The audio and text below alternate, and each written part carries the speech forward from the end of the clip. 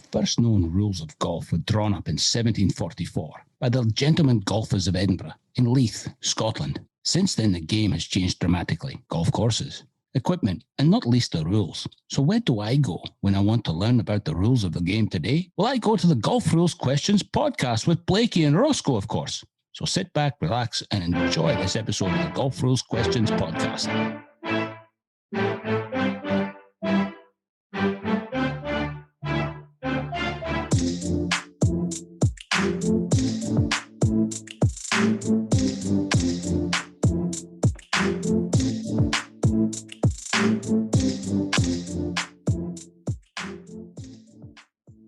Well, hello, everybody, and welcome back to another episode of the Golf Rules Questions podcast. Yes, it's that time of the week where you get your weekly dose of golf rules questions, golf rules information, and whatever things that have happened in the weekly world of golf, we try and cover them if they relate to the rules of the golf and helping you, our loyal listeners, understand and appreciate what we all play by, and that is the rules of golf. As Blakey says, and he's here listening with us. G'day, Blakey. How are you?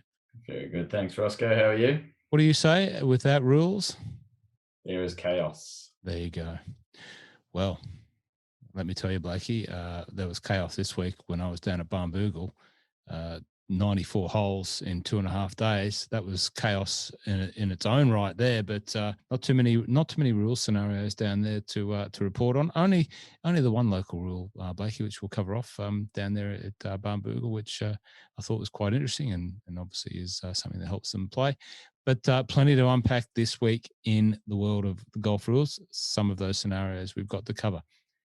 Now, what's the rundown for this week, young man?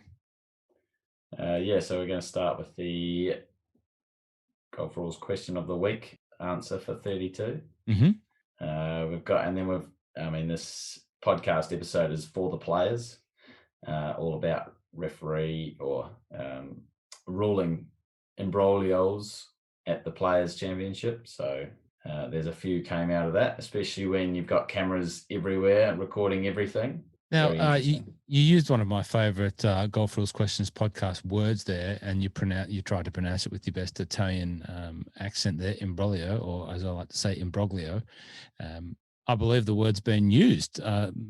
One of the big golfing organisations has used and quoted the word imbroglio. I can only assume that they pinched it off of us. They didn't quote us on that, but was that correct? Yeah, I think it was golf.com. I saw them using imbroglio. So in talking about a golf rules scenario? Yeah, I believe it was one of the ones that we're talking about this week, which is the Victor Hovland one. Oh, so they're pinching our words now, are they, the big boys? Well, thanks very much, golf.com, for pinching the word that I brought to the golf rules world, I believe anyway, imbroglio. Anyway, and so we've got a couple of videos from the players, which was last week. We're now into the next week because we're a little bit late because I was at Barnbougle. Sorry for taking a couple of days away, Blakey. My apologies for letting the team down with a little bit of the late tee off with this podcast. We've got a couple of other videos, and then we've got maybe an Ivor, maybe a background bingo, and then another question. Is that cool? Yeah, absolutely. Let's unpack it as quickly as we can. Okay.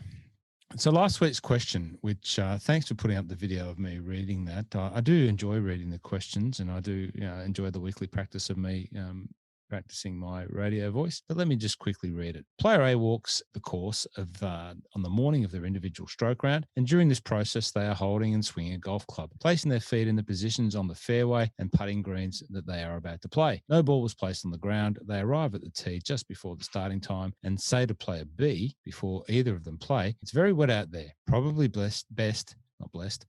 they're blessed that they're playing. Probably best that you hit the ball low to keep it from embedding itself and potentially being lost. On the first hole, I would take the line close to the right trees. Player A incurs how many penalty strokes?" Did anyone respond and give you some feedback on that question, Blakey? Yeah, absolutely. Got a fair few that responded as they do via email. Phrase, Jerry, David, all the regulars that I do love to hear from. Stuart, of course. And then when I posted on Instagram, I got some newbies as well. So hopefully they'll be listening to this podcast. Alternatively, I might share the answer like I usually do. So player A, that's really lame that I called it player A. I should have gone with a name that we know and love. They incur. You know the name that I know and love, Fraz. Yeah, Fraz. Player A incurs no penalties. Was it a trick question? Well, it kind of was. The player did not practice. There was nothing that the player did before their round, which would be considered practice. Walking the course and simulating a stance is not considered practice under the rules. And players are welcome to share advice before they start their round.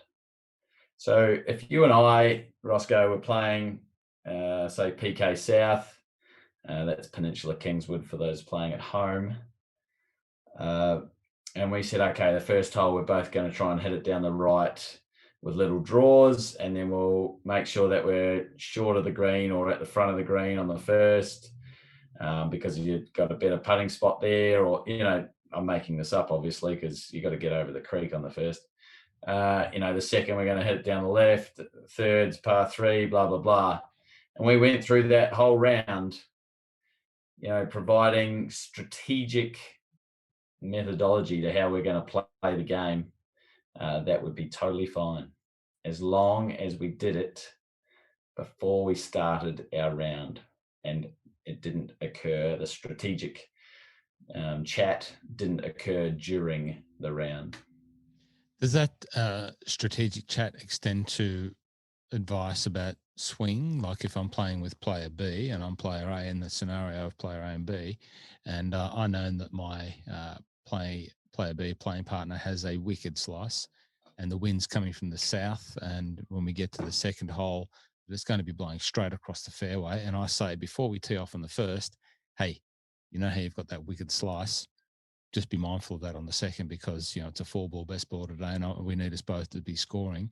Don't hit the wicked slice on the second. If I do that before the round, is that okay as well? The timing for that incurs the same penalty no matter when it's said. So you wake up, you're sharing your house together, you wake up in the morning, you're having breakfast, you talk about the wicked slice on the second, or you do it on the practice range when you're both hitting driver, or 2 seconds before either of you tee off, you say the same thing, then it's going to incur 0 penalties. But as soon as you've hit that tee ball, any information that you pass on like that incurs a penalty, including if you've walked the course in preparation for your round and then start saying, don't do this and don't hit it there and don't do that because of that. Yeah, as soon as the round started and you provide advice or ask for advice, then you're going to incur penalty. Of the people that responded and contacted you via the social channels where all this gets posted, and once again, it's just an opportune time to remind you to jump over to the 4,000 subscriber large Golf Rules Questions YouTube channel, by the way, and Instagram 80-something thousand. It's a smaller account out there in the golf world. How many people did actually get tricked? 2, I think. 2. Right. So, yeah, but that's probably a 10% trickerage. Good word. I like that.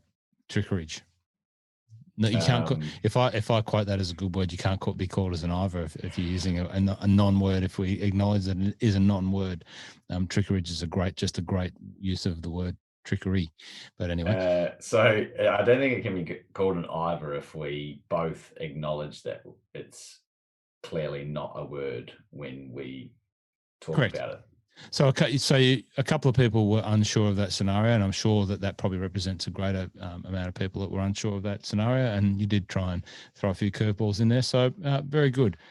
Now, let's keep moving on. I'm looking at the extensive notes that you've done in the preparation for this podcast today, and I'm glad that we finally do get to the podcast today, Blakey. And you got the just before you get on. Sorry, my bad. My apologies.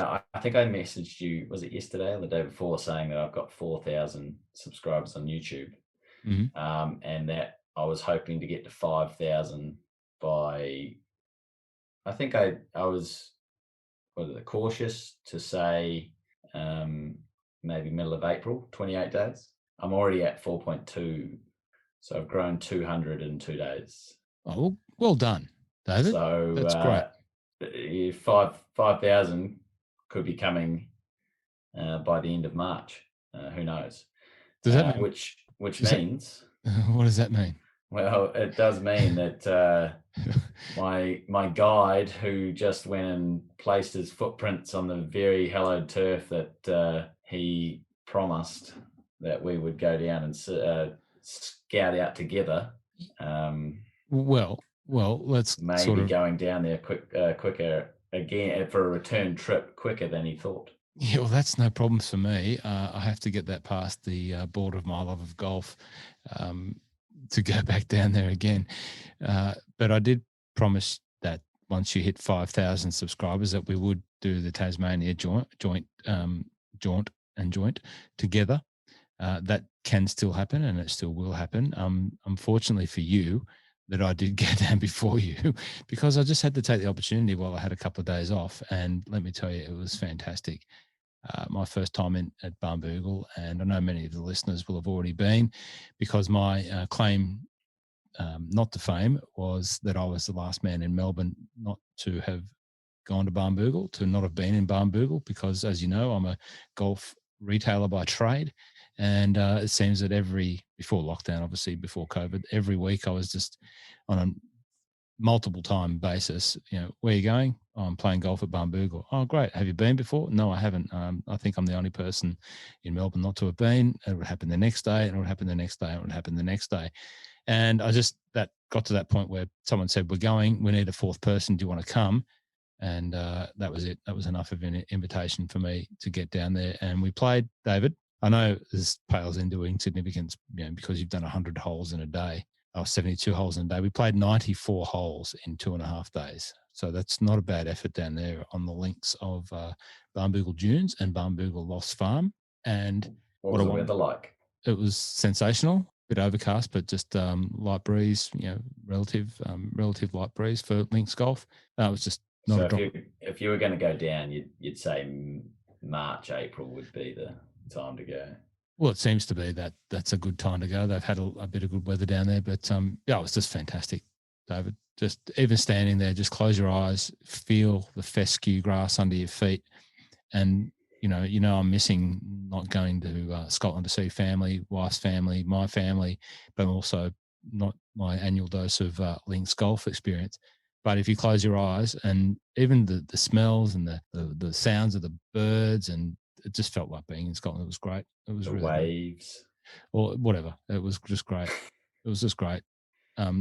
Played one round of the 94 holes, decent, but the rest was good and bad. But I still hit some of the best shots of the day on that sort of 92nd, third, and fourth hole, which is great. But yeah, we played off the middle tees, and we'll talk about tees in a second. So what's next? Bubba loses his ball after a golf cart has driven over it. So we don't have a video for that to just no, that would be hilarious. But what happened there? Talk to us about that. Yeah, so at the Players' Championship, Bubba hits it a little bit wide, which he can do, and they're searching for the ball, don't find it. 3 minutes is up, gets driven back to the tee, plays the hole out, and then a hole later, someone comes over to him and goes, "Hey, Bubba, I found your ball," and a golf cart driven over it. So one of the spectators, there was no spectators, but just one of the ancillary people that were there, yeah? Yeah, there were spectators. Oh, the spectators, that's right. It's America, not too many, but there were a few.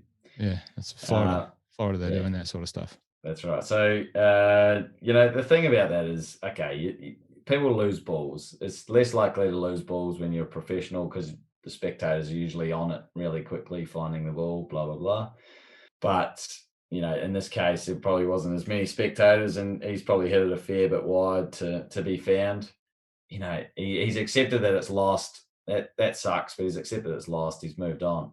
And then for someone to come over and tell him, well, actually, a cart drove over it, and that's why we couldn't find it. That's just rubbing salt into the wound, especially when you're going to miss the cut.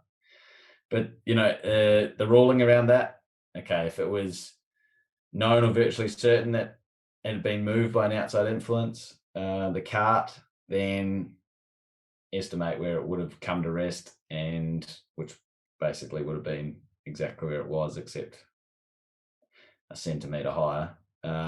Estimate where it would have come to rest and place it there. But because there was no known or virtual certainty that the ball was lost, then Bubba only had one option: go back to his last or his previous place played. Okay. Poor Bubba. Yeah, poor Bubba. All right. There was something from Barnbougle. There's a couple of. I've got a video that I can send to you of one of my playing partners with one of the fences that adorns Barnbougle, which I'll send to you separately. But they have an interesting scenario over there where it's like compulsory Irish drop. So they don't have any competitions there at Barnbougle, which I learnt that very early. So we were in the Barnbougle Dunes Pro Shop, and one of the fellas that had just been playing walks in. He says, "Oh, can I hand me card in, mate, from your handicap?" And the bloke behind the jump goes, "No, we don't have competitions here. Sorry, sir." He was quite miffed that he had no ability to hand his card in and have it handicapped. And I cheekily said, "Oh, what'd you have? 34 points." He looked at me scorningly and said, "More than that." So I would have been happy with 34 points. That's what I was trying to get. I thought, well, this place is pretty tough. But I believe the chap had somewhere like 40 points. But you can't hand your card in there because it's compulsory Irish drop. Yeah, if you play by Irish drop, then you can't proceed to hand in a score for handicapping. Irish drop, for those people that don't know, is where it's basically the local rule E5, the alternative to stroke and distance, but you only have to take a one-stroke penalty. That's what we call Irish drop down there, whereas E5 is a two-stroke penalty. Now, if you're playing, for those people that play in Australia, we do permit a score for handicapping to be a score that you've played under that E5 to be recorded, entered for handicapping, but check with your local or your national golfing association as to whether they allow handicapping scores when using the E5 local rule. So you can actually have that as a handicap score if it's permitted. Yeah, right. Certainly in Australia, in Australia, about 35% of our clubs have that local rule as a permanent local rule for their Saturday competitions. Really? Maybe not their board competitions, maybe not their club champs, maybe not their, 4-ball match play competitions, but for your everyday Saturday, Sunday comps, about 35% of clubs have that. Just for one stroke penalty? Two. No, okay. They don't have the Irish drop. No. Yeah, okay. Yeah, right. Okay, that's why I was confused. Yeah, okay. So down there, they just say drop one out and take a shot. So, that's right. They were pioneers of the local rule E5, but it was a one-shotter rather than the two-shotter. I mean, the alternative for them is they actually could make them all penalty areas. You see the long grass that you've got in the that gives it away, but you see the long grass. They could just say, look, long grass, penalty area type thing, but they haven't. They've just said Irish drop. Well, it's quite penal, that long grass. It's marron grass, and it is very deep. And if you go looking for your ball in there, you're at risk of coming across a Tasmanian tiger snake, or a wallaby, or a blue tongue, and we come across most of those. But you might find more balls than you actually lose because there's plenty of them in there. It's very easy to hit one in there. But yeah, no competitions down there at Barnbougle, but plenty of competitions that are organised by groups. One of the nice things that I did see in the Barnbougle Dunes clubhouse was all of the trophies of the regular groups that go down there and play as part of a social club or a social group.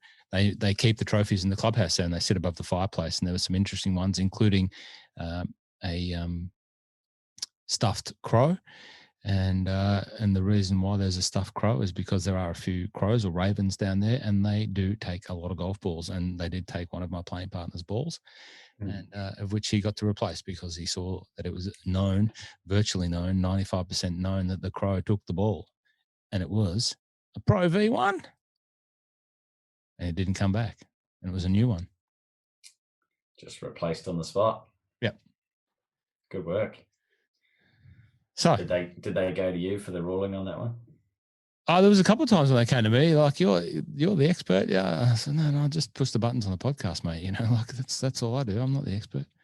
But I was with a couple of podcast fans from My Love of Golf Mental Mastery and the Golf Rules Questions podcast. So it was nice. Now we've got Victor Hovland video to look at. Is that? Yeah, this is a really popular one on YouTube. So everyone should go and have a look, but we've got a little bit of a clip here that Roscoe's going to play for us. I will do that right now, David. Right now. So listening carefully because there's some good byplay here, some good banter, and you might even hear an Australian accent involved in the mix. I find that very hard to believe, to be honest with you. Like, obviously, I'm down there in the fairway, but that's not what it really looked like. It didn't like bounce on the egg play at all. It was just like a kind of soft dull bounce. Unfortunately, unless we know that it crossed up here. Another look at the replay beyond the shadow of a doubt that covered the line and was nowhere near the bulkhead. And I need to get some information to that rules official. Problem is 100% I saw it land and I told him I thought it was close. Like, I obviously can't see exactly where it lands, but yeah, and we were over by that tree. I think we're going to have to go back. Okay. Yeah, since we don't have anything definitive up here. So I can pick it up, right? Yes. Wow. So you don't just take our word for it, Clay, or? Say we've got nothing showing that it crossed up here. But you don't take our word for it, Clay. So they can't really tell Are you anything guys sure that it crossed up here? I mean, I was pretty certain, yeah. Because we thought it landed in the bunker, and then it landed on the grass and then bounced straight right. That's where we're coming from. But if the camera angle that he has, he says he thought it bounced either on the bulkhead or just beside it. Was he looking at it, or was he down there looking at it? I'm not sure. It had to have been from this camera. It hasn't? It had to have been from this camera. Hey, Clay, he's got evidence that it crossed. Okay. Yeah, if he's got something that it crossed, I'm fine. Okay. Yeah, fair bit of discussion there, and the young Aussie caddy of Victor Hovland was pretty just, as it would turn out, for sticking up for his player. It's a really interesting sort of situation because Victor was happy, Justin Thomas was happy, the ball was dropped, Patrick Cantlay wasn't really happy and was trying to say, don't put it on us, put it on the official. But it's for the players to determine. That the hard thing is here is, because there's so many cameras, if it comes out later that the player was wrong, we've seen what's happened to many players when that occurs, including Bryson and Patrick Reed. But, the different thing is Victor is an upstanding human with this kind of thing. So, he can get it wrong. Everyone can get it wrong. But in this case, he certainly didn't get it wrong. Luckily, they had footage from the other side. I mean, everyone's giving the rules official a pretty tough, like on YouTube, they're really targeting him. But, that one there that was on the scene, I don't think that he did anything wrong apart from possibly just,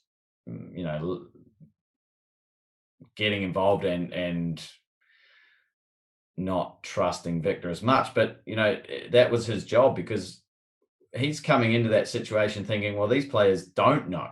Why would they call me in if they do know? They'd only call me in if they don't know.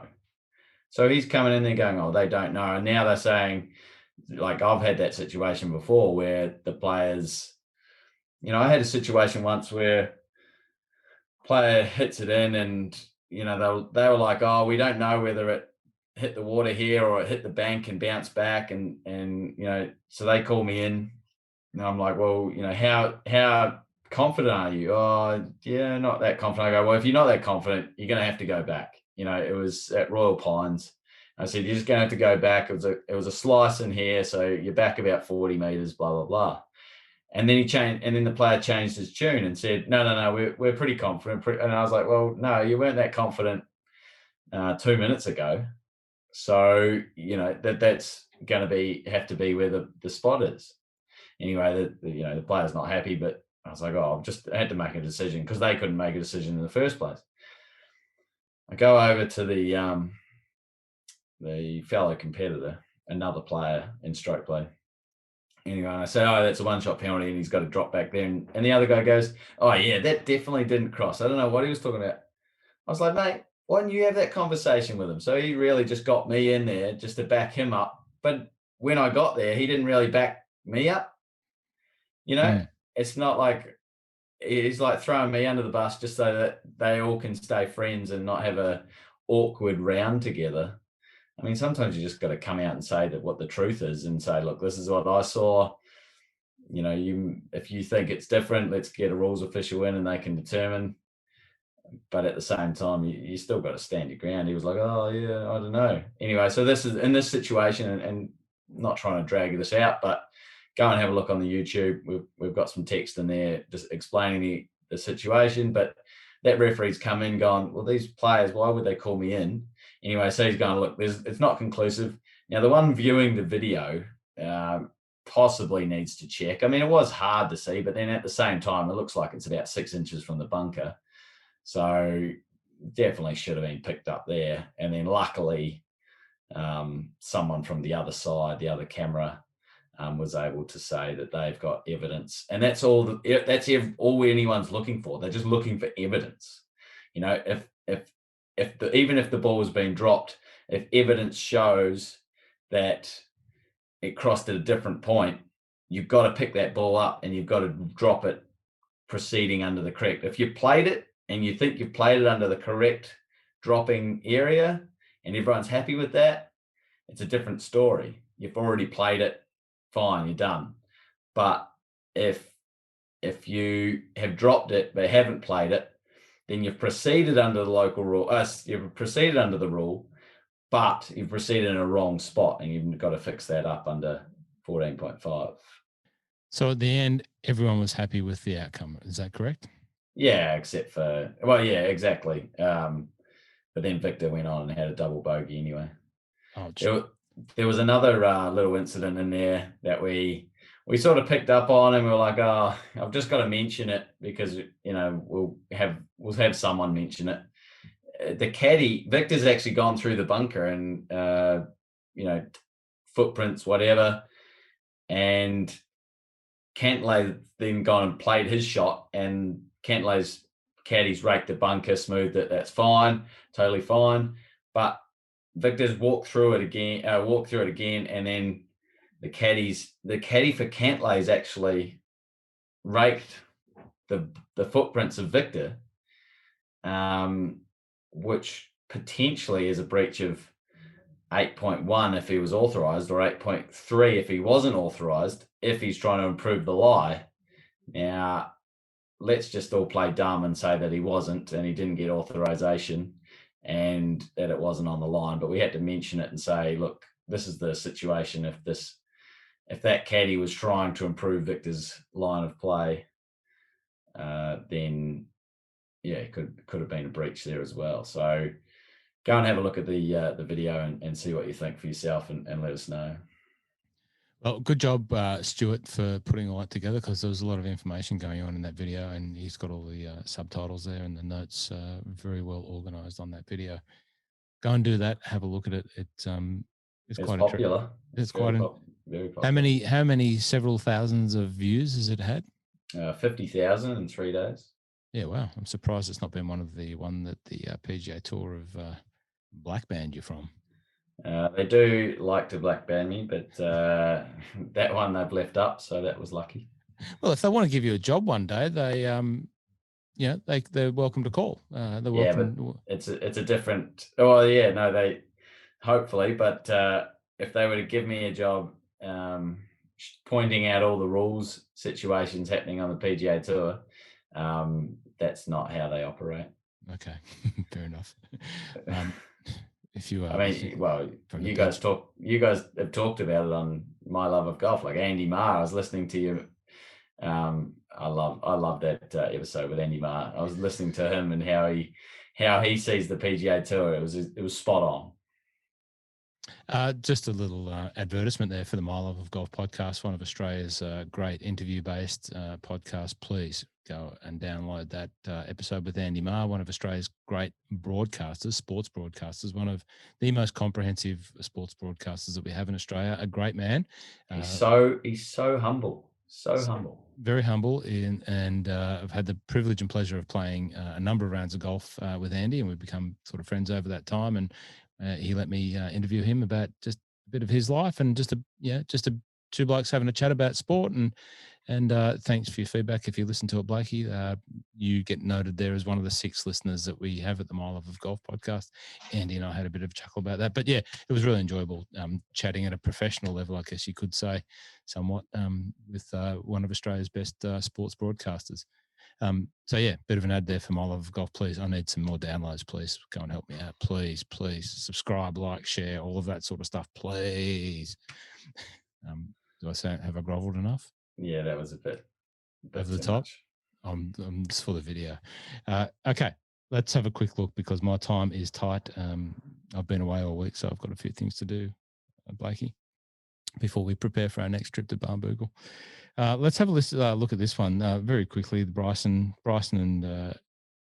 and my favourite golfer of the moment, Lee Westwood, both hit it in the Gescheisen. Get over to the 4th, and Gary Cook is watching. Thank you, Mike. Bryson DeChambeau on the tee. Going with less than driver. Let's try to peel a little fade down there into the fairway.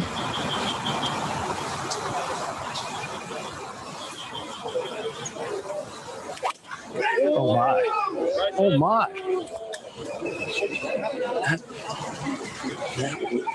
That was nearly a shank as well. Well, it was, but I mean to tell you, we are seeing some swings and some shots that I just have never seen here.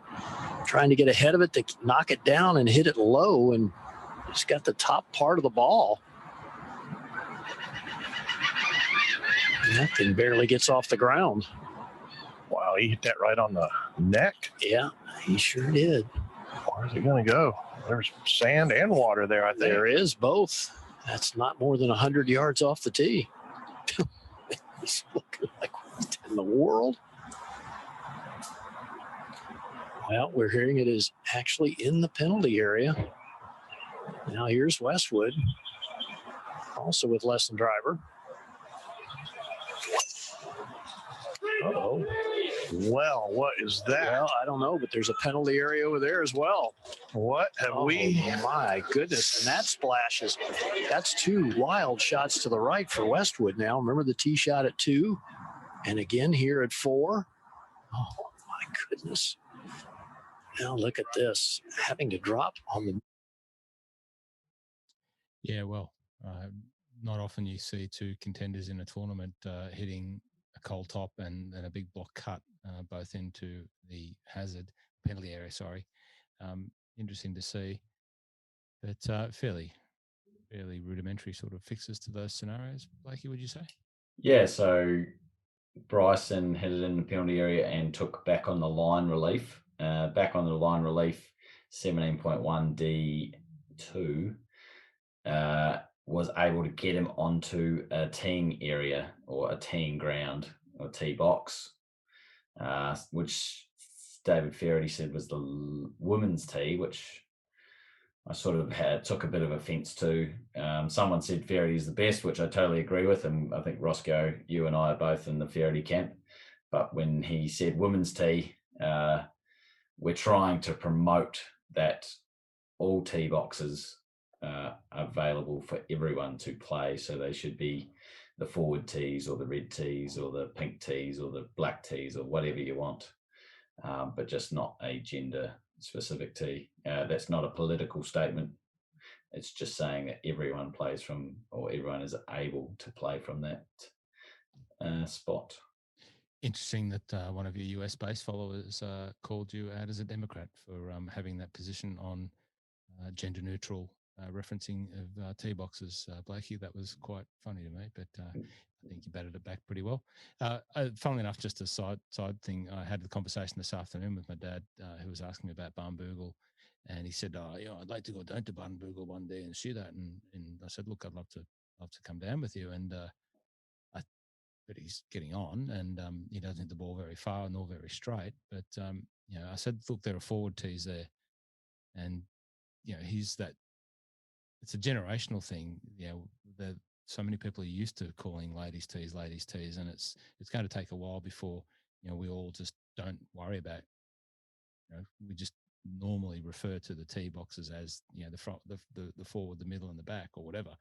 But I said to him, I said, the forward tees there are fairly generous, and he didn't say, oh, they're called the ladies tees or anything. I think he's moving with the times somewhat, but they're the forward tees. And down there at Barnbougle, they're the white, the terracotta, and the black, and away you go, and you just play off whatever you want. I actually just finishing that video, and then I'll jump into a story. Westwood took the lateral relief, which they actually called in a referee for that one just to help with the estimation point. But Lee, like Victor, upstanding with his. It's not about knowing the rules. It's just upholding the spirit of the game and wanting to be as accurate as possible, and possibly even to the detriment of his own score, just to make sure that golf is the winner. Now, a friend of mine and I, we went and played the new par 3 course at 13th Beach. 9 holes, par 3, snakes. If you're driving into 13th Beach, it's out there on the right-hand side with more house development. Fantastic. Really, really enjoyed it. And, it just sort of emphasized that I could go and get challenged and still enjoy, a 1,800 meter course. That's not 1,800 meters, because that'd be 200 meters times 9. The average hole length would have been about 140. So whatever that is, let's say about 1,200 meters. 1,200 meters, it was still challenging. It was still golf. Didn't need my driver. The biggest iron I hit was a 5-iron. I only had the half set in there.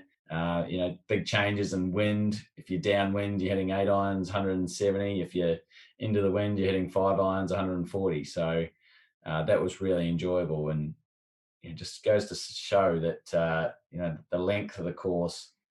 If you trick up the greens, if you make the greens tight and small and undulating and bunkers everywhere, the length. We did speak about length of the ball last week, but the length can be disregarded and you can still be penalised. Well, it's still golf, isn't it, mate? And that's the thing, I think for us golf nuts and golf tragics, just put golf clubs in our hand and give us a golf ball and give us somewhere to hit it. And, I think that we'd enjoy any form of golf. And, that course as an example, also, Dan, going back to Barnbougle, they're just about a week away. It was unfortunate that it wasn't ready for us at the time we were there, but a 13-hole short course, which we flew the drone over and had a look at that. We were a bit tired. We didn't make the effort to go up and walk there because we've sort of just had a 40-hole day. But it looks sensational. Short course, some of the best par 3s that you'll ever see, according to the locals, according to the drone footage that we saw. But the one thing I do probably regret now is not playing that final round that we had on the Dunes course on the last day off the forward tees. We sort of talked about it, and I thought, well, we should have probably tried it just to do something different. But yeah, just give us golf clubs and golf balls and give us somewhere to hit it and give us somewhere interesting, and regardless how long it is or what level of tee, we'll play. We'll turn up. Right, we've got another one with Victor Hovland. Now, I didn't have the video. The video is on YouTube, but there's nothing really talked about in the video. So there was nothing really that I need to. I think it was Craig Perks just talking about the good weather or why aren't the players scoring that well. So go over to YouTube, check it out. Basically, Victor moved his ball marker to the side. Now, I don't have the 100% facts, but you can see a little bit from the video. He moved it to the side out of the way of Justin Thomas's putt. Justin putts. Then you go and see Victor moving it back. And then you see him place his ball down and he putts. But from where Justin Thomas's line was and where Victor's marker originally was and where Victor putted from was two different spots. So he's moved it to the side and then he's replaced it, but he mustn't have replaced it in the same spot. So he's either moved it 2 to the side and moved it back 1, or he's moved it 1 to the side and then instead of moving it back 1, he's moved it the other way, further away from where he should have moved it back to. And what happened was, they had the little interview afterwards and everyone was talking to him about hole 11. Then he, was in the locker room or in the having some food, whatever, and his mum called him and said, "Oh, I think you putted from the wrong spot on 15." And so he's gone to the tour truck, said, "Oh, can we check out hole 15 and me putting?" Checked it out, came back, "Yep, that's you've played from the wrong spot." Now, he didn't do it on purpose and he had no idea. So he didn't sign. So he signed from the wrong scorecard, but it was due to him not realizing he had incurred a penalty. So you just add, as of 2019, you just add the 2-shot penalty, and he's safe to go and play the next round, round 2 on the Friday. So I think he either went from a 70 to a 72 or a 72 to 74. I can't remember, but unfortunate. But it was his mum that alerted him to the fact that he probably putted from a wrong spot on 15. Good on you, Mrs. Hovland, for ringing that through and making your boy go back to the tour truck and rectify his inadvertent wrongs. Well done. Now, are we finished with that one? Yeah, finished. Go to YouTube. Let's roll on pretty quickly. So a little bit of massive Ivor. Yeah, we covered the Justin Rose shank 2 weeks in a row. You can never have enough of Justin Rose shanking your ball. Still one of my favourite players. Having him shank out of the bunker 2 weeks in a row, just in case you didn't get it, we threw it in, but that was a mistake. And that Ivor goes to you. That might be a 2 times Ivor, Blakey. So I've got a couple. I'll be really quick. So we covered it in episode 31. I didn't realise I'd covered it in 31, and I put it in to 32 as well. Anyway, it was just around Justin Rose taking free relief from a TIO, a temporary immovable obstruction. I've also got another Ivor. I haven't got it on the run sheet, Roscoe, but I've had a bit of feedback that my question about Fraze, where he played a shot, went searching for his ball, found the ball, went back for a club, came back, stood on his ball, hit the ball, took unplayable, hit the ball onto the green, 1 putted, and that they weren't happy. The listeners weren't happy when I said, when you're listening to these questions, you have to think about what else could have happened there, ask more questions. The questions that the questions that I ask should have all the information that are required to answer the question. Much like a rules exam. So not like when you're out in the golf course and you do need to find more information to establish the facts. These questions should be more like a rules exam where all the information is there in front of you. You're not allowed to make assumptions. You just have to take it as it is literally written. So a feedback has been taken on board, and I will certainly try and do that from now on. Okay. Thanks for the feedback. We're just here trying to provide some free entertainment. That's my motivation anyway. I do press the buttons, but no, fair enough. A little bit of a whack there, but very good. Andy, I played a golf with Andy, the average golfer, and he said, it was really interesting. It was a fresh look at what I was saying about golf. Like the PGA Tour is an entertainment business. Think about that, entertainment business. So, sorry, go on. Imagine if every player had 17 pars and 1 bogey every round. They hit nearly every fairway, hit the green, and all but one had 2 putted every green, or 1 putted 9 of them, and whatever. And golf has got to be exciting. Yeah. Certainly, Bryson DeChambeau hitting a lot. Well, it would appear that we've lost the connection with Blakey there. I'm going to keep talking and keep recording because we're nearly at the end of the episode. And in the instance of just rounding this off on a Saturday afternoon, I'll keep talking. What we also didn't cover was the background bingo. So last week's background bingo, you might have remembered mine. It was Royal Park, and that was at a Random Golf Club Melbourne meetup. You can see me with the Random Golf Club cap on. Wonderful initiative there, globally growing, great way of getting people of all ways, shapes and forms of into golf. And we had a meetup there. Just some random people turned up, and it was a lot of fun. So that was a picture from there. Blakey's was Glenmore Heritage Valley Golf Club. And if you've watched the video this far, you can see that mine's obviously Barnbougle. So my challenge to you is to tell me which hole and which course that is if you're a Barnbougle file like I am now.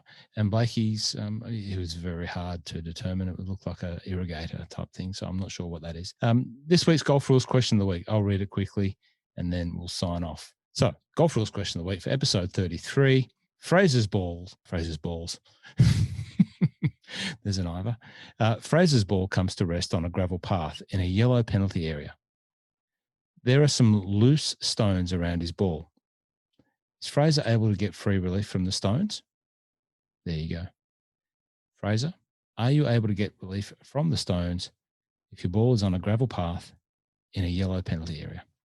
Well, ladies and gentlemen, thank you once again for listening to the Golf Rules Questions podcast. Signing off on my own because Blakey is out of his usual internet area, and his internet's obviously frozen. He just sent me a message saying as such. So hence the reason why I'm signing off. If you have any questions, send them through to Blakey via email. Hit him up on the YouTube, hit him up on Instagram. Keep in touch, and we promise to be back next week with another episode. And until then, thanks for listening. Like, subscribe, share, and we'll see you again.